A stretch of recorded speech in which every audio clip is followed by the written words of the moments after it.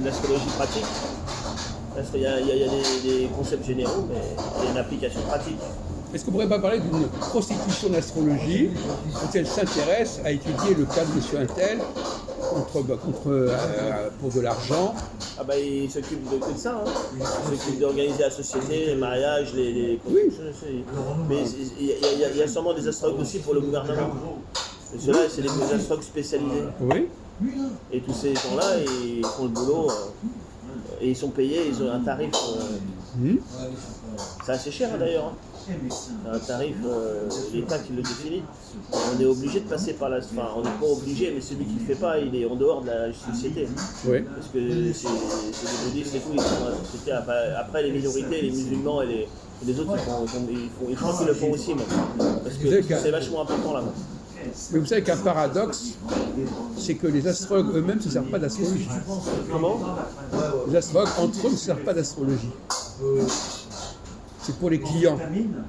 Mais quand vous allez dans des réunions d'astrologues entre eux, ils ne vont pas dire on va faire telle réunion parce qu'il y a telle planète qui est à tel endroit.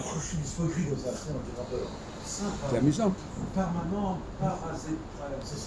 Comme on dit, les savetiers sont les plus mal chaussés. Ils veulent bien faire de l'astrologie pour les clients et leurs élèves, mais entre eux, ils ne vont pas s'amuser à faire de l'astrologie. En tout cas, pas au niveau de l'astrologie pratique.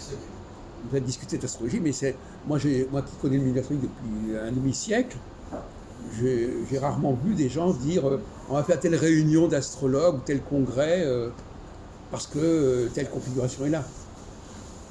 Ouais, c'est sûr. Donc, je suis d'accord avec vous. Moi-même, j'ai été en Inde.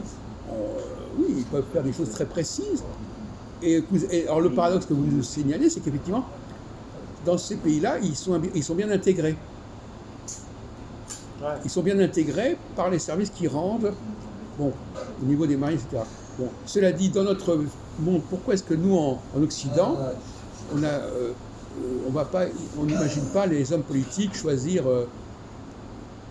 une date en fonction... Alors justement, voilà un sujet intéressant, mon cher Jean-Paul. Est-ce que vous croyez, qu'est-ce que vous pensez, est-ce qu'il y a un rapport entre l'astrologie et la constitution politique, enfin les constitutions politiques? C'est-à-dire, par exemple, quand les gens disent, voilà, on va élire les gens pendant 5 ans, pendant 7 ans, etc., est-ce que c'est de l'astrologie, virtuellement? C'est cyclique. Comment? Les constitutions sont cycliques. Oui, donc c'est un côté astrologique. Il y a des cycles politiques. Donc voilà un paradoxe amusant, mon cher Jean-Paul. Parce que on va élire les gens pour tel temps d'années, mais on ne le fera pas d'après l'astrologie. Ouais. On le fera d'après la Constitution.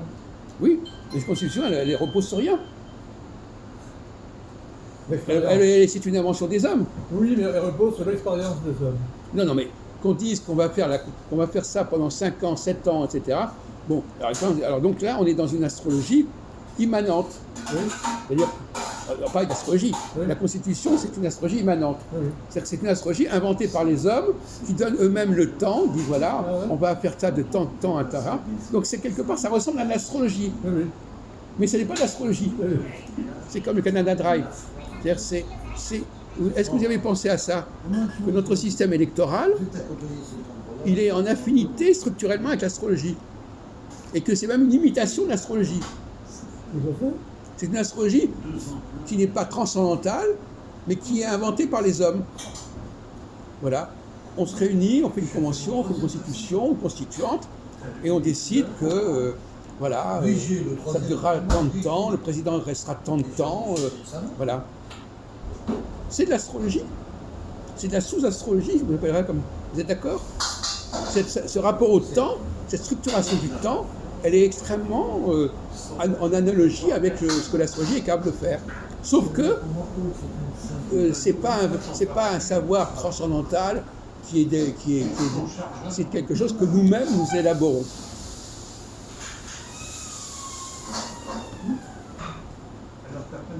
Et finalement, la question qui se pose, ne faudrait-il pas construire des constitutions qui qui serait fondée sur l'astrologie plutôt que sur la fantaisie des calendriers électoraux, etc., qui changent d'un pays à l'autre d'ailleurs.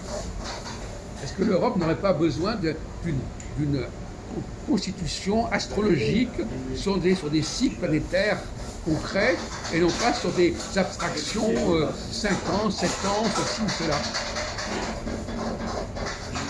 Bonne question. Et à ce moment-là, vous voyez bien que c'est l'astrologie du global, du collectif, qui serait crédible, et non pas l'astrologie individuelle. Là, on l'entendrait, parce que si je dis à quelqu'un pourquoi est-ce qu'on vote maintenant à tel moment, etc., il ne sait pas répondre. On dit on l'a décidé comme ça, mais il ne sait pas répondre. Donc ça, c'est la contre-attaque. C'est la contre-attaque, c'est-à-dire dire voilà, ben oui, vous moquez de l'astrologie, mais vous construisez une sorte d'astrologie qui ne repose sur rien. Oui, la contre-attaque. Autant faire ça par des constitutions qui sont fondées sur des mouvements planétaires, des configurations bien connues, que sur la fantaisie de M. Michel Debré ou de M. Machin-Trek qui a inventé la constitution de la Ve République en disant voilà, etc. Est-ce que vous êtes d'accord pour le passage vers une constitution qui serait fondée astrologiquement, et non pas sur une numérologie bidon, 5 ans, 7 ans, et puis tout d'un coup on dit non, ça sera plus le septennat, ça sera le quinquennat, etc. Qu'est-ce que vous en pensez, Jean-Paul? On pourrait avoir une astrologie qui soit l'astrologie traditionnelle. Non, mais même si au moins on décidait de faire les choses avec des configurations qui sont réelles, ce serait déjà ça serait déjà un progrès. Il vaudrait mieux baser la Constitution sur des réalités astronomiques, des conjonctions de telle planète avec les équinoxes, je ne sais pas quoi, que d'inventer n'importe quoi. Vous connaissez quand même le droit constitutionnel. Ouais. Bon, est-ce que c'est pas une plaisanterie, le droit constitutionnel? C'est n'importe quoi, le droit constitutionnel. Qu'est-ce qui a décidé qu'on devait... pourquoi les États-Unis, ils changent de président tous les 4 ans? Ça correspond à quoi?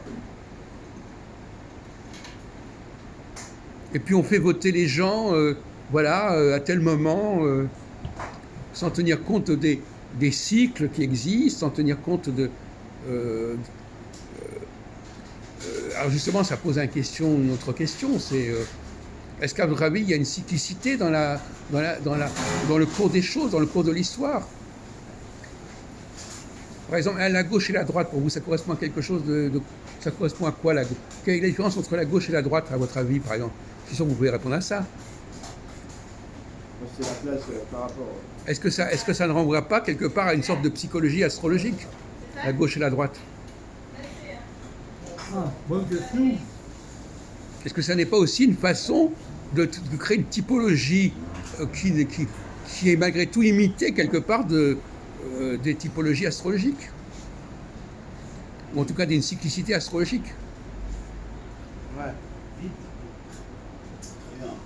Donc vous voyez que tout le champ politique, constitution, gauche, droite, etc., tout ça, c'est une espèce de calque de l'astrologie. Une espèce de... Ouais, c'est vraiment une Oui,